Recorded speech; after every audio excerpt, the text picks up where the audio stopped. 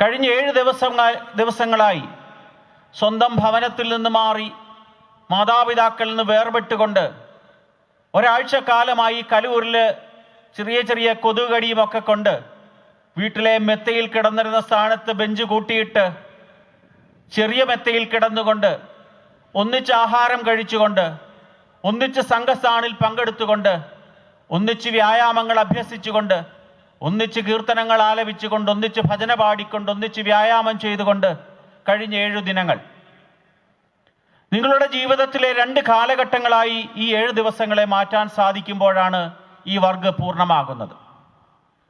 വർഗിന് മുമ്പുള്ള എൻ്റെ ജീവിതവും ഈ വർഗിന് ശേഷമുള്ള നാളെ തൊട്ടുള്ള എൻ്റെ ജീവിതവും എന്നുള്ള കാലഘട്ടം ചരിത്രം എപ്പോഴും അങ്ങനെ തന്നെയാണ്. ഭാരതത്തിൻ്റെ സ്വാതന്ത്ര്യത്തിന് മുമ്പുള്ള കാലഘട്ടവും ഭാരതത്തിൻ്റെ സ്വാതന്ത്ര്യത്തിന് ശേഷമുള്ള കാലഘട്ടവും അയോധ്യയിലെ പ്രാണപ്രതിഷ്ഠയ്ക്ക് മുമ്പുള്ള കാലഘട്ടവും അതിനുശേഷമുള്ള കാലഘട്ടവും എന്നൊക്കെ തന്നെ ചരിത്രം എല്ലാത്തിനെയും 2ആയി വേർതിരിക്കുമ്പോൾ നിങ്ങളെ സംബന്ധിച്ചിടത്തോളം നിങ്ങളുടെ വ്യക്തിപരമായ ജീവിതത്തിൽ, നിങ്ങളുടെ കുടുംബപരമായ ജീവിതത്തിൽ, സാമൂഹികവും സംഘടനാപരവുമായ ജീവിതത്തിൽ ഒരു വേർതിരിവിൻ്റെ കാലഘട്ടമായിരുന്നു ഈ 7 ദിവസങ്ങൾ.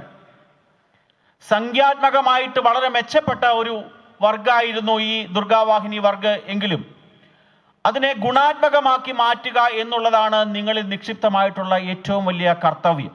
നമ്മൾ ശ്രദ്ധിക്കേണ്ട ഒരു കാര്യമുണ്ട്.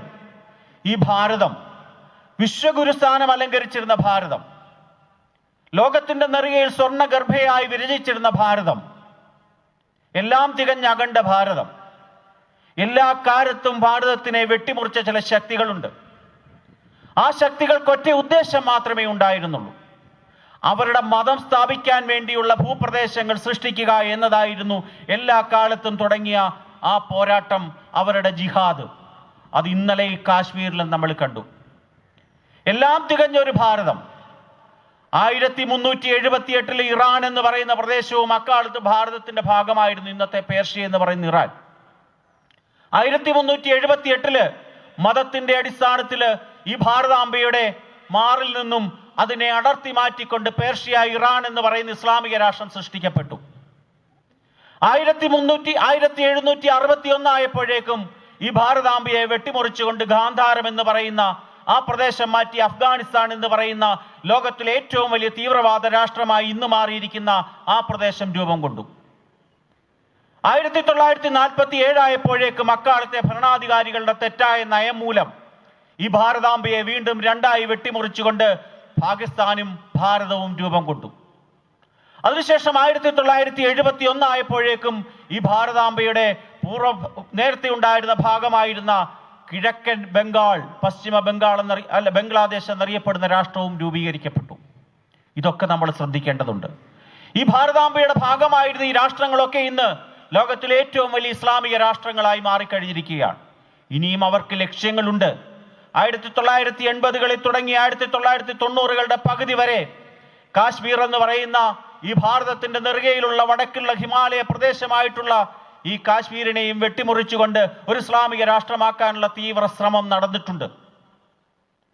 അതിന്റെ ഏറ്റവും അവസാനത്തെ ഒരു അധ്യായം മാത്രമായിരുന്നു ഇന്നലെ കാശ്മീർ സാക്ഷിയായത്.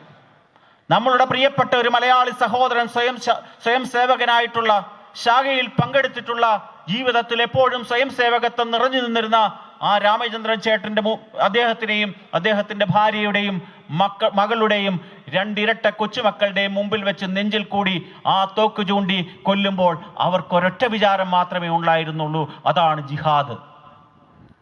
ഏത് രൂപത്തിലും ഏത് ഭാവത്തിലും തങ്ങളുടെ രാഷ്ട്രം സൃഷ്ടിക്കണമെന്നുള്ള ആത്യന്തികമായിട്ടുള്ള ലക്ഷ്യം മാത്രം വെച്ചിട്ടുള്ള ഈ കിരാതന്മാർക്കെതിരെ പ്രതികരിക്കാനുള്ള, ചെറുവിരൽ അനക്കാനുള്ള ഒരു ചെറിയ ശക്തിയായി നിങ്ങൾ മാറുമ്പോൾ മാത്രമാണ് ഇത് ഗുണാത്മകമായി മാറുന്നത്.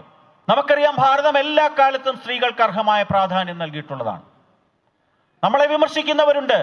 മനുസ്മൃതിയിലെ ഒരു ചെറിയ ശ്ലോകത്തിലെ 4 വരികൾ എടുത്തുദ്ധരിച്ചുകൊണ്ട് പറയും. എന്താണ്? കൗമാരകാലത്ത് അച്ഛനും യൗവനകാലത്ത് ഭർത്താവും വാർദ്ധക്യത്തിൽ പിതാവും നോക്കുകയാണെങ്കിൽ സ്ത്രീ സ്വാതന്ത്ര്യം അർഹതി എന്ന് പറയുന്ന ആ ഒരൊറ്റ വരിയെ വ്യാഖ്യാനിച്ചുകൊണ്ട് ഈ ഭാരതത്തിലെ സ്ത്രീകൾക്ക് യാതൊരു സ്വാതന്ത്ര്യവും ഈ ഭാരതത്തിലെ സനാതന ധർമ്മം നൽകിയിട്ടില്ല, അതിനെ തെറ്റായി വ്യാഖ്യാനിക്കുകയാണ്. നമ്മൾ മനസ്സിലാക്കേണ്ടതുണ്ട്. നിങ്ങളുടെ കൂട്ടുള്ള ദുർഗമാർ മനസ്സിലാക്കേണ്ടതുണ്ട്.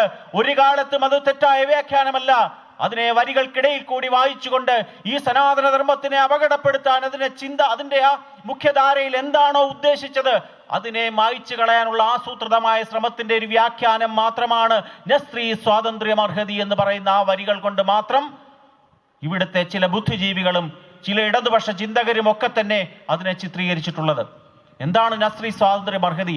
സ്വാതന്ത്ര്യം എന്ന് പറയുന്ന വാക്കിന്റെ അർത്ഥം എന്താണ് എന്ന് മനസ്സിലാക്കാൻ അവർക്ക് സാധിക്കുന്നില്ല എന്നുള്ളതാണ് നമ്മൾ മനസ്സിലാക്കണം. സ്വന്തമായി തോന്നിവാസം ജീവിക്കുക, സ്വന്തമായി വരുമാനം ഉണ്ടാക്കുക, എനിക്കിഷ്ടപ്പെട്ട രീതിയിൽ ജീവിക്കുക, എനിക്കിഷ്ടപ്പെട്ട സ്ഥലത്ത് എനിക്കിഷ്ടപ്പെട്ട സമയത്ത് ഞാൻ പോകുക, ഇതിനെ സ്വാതന്ത്ര്യമെന്ന് ഭാരതം ഒരു കാലത്തും നിർവചിച്ചിട്ടില്ല. ഒരു കാലത്തും സ്വാതന്ത്ര്യത്തിന്റെ അർത്ഥം അതായിരുന്നില്ല. എന്താണ്? ഒരമ്മയ്ക്ക് അല്ലെങ്കിൽ ഒരു ഭാര്യയ്ക്ക്, ഒരു മകന്, ഒരു മകൾക്ക് ഒക്കെ ഓരോ കാലഘട്ടത്തിലും ഓരോരുത്തരുടെ സംരക്ഷണം ഉണ്ടാകണമെന്ന് മാത്രമാണ് ആ സ്വാതന്ത്ര്യം എന്ന വാക്കുകൊണ്ട് ഉദ്ദേശിച്ചത്. ചെറുപ്പകാലത്ത് കുട്ടികളായിരിക്കുമ്പോൾ അവർക്ക് സംരക്ഷണം നൽകേണ്ടത്, ഒരു പെൺകുട്ടിയെ സംരക്ഷിക്കേണ്ട ബാധ്യത, കടപ്പാട് പിതാവിനാണ്. വിവാഹം കഴിഞ്ഞാൽ അവളെ സംരക്ഷിക്കേണ്ട ബാധ്യത ഭർത്താവിനാണ്. വയസ്സാകുമ്പോൾ അവർക്ക് വേണ്ട സ്വാതന്ത്ര്യം നൽകേണ്ടതും അവർക്ക് വേണ്ട എല്ലാ കരുതലുകളും നൽകേണ്ടത് ഒരു പുത്രന്റെ കടമയാണ്. ആ കടമകളെയാണ് നസ്രീ സ്വാതന്ത്ര്യം അർഹതി എന്ന് തെറ്റായി വ്യാഖ്യാനിച്ചുകൊണ്ട് ഈ ഭാരതത്തിനെയും മനുസ്മൃതിയെയും ഒക്കെ തന്നെ തെറ്റായി നമ്മുടെ മുമ്പിൽ അവതരിപ്പിച്ചിട്ടുള്ളത്.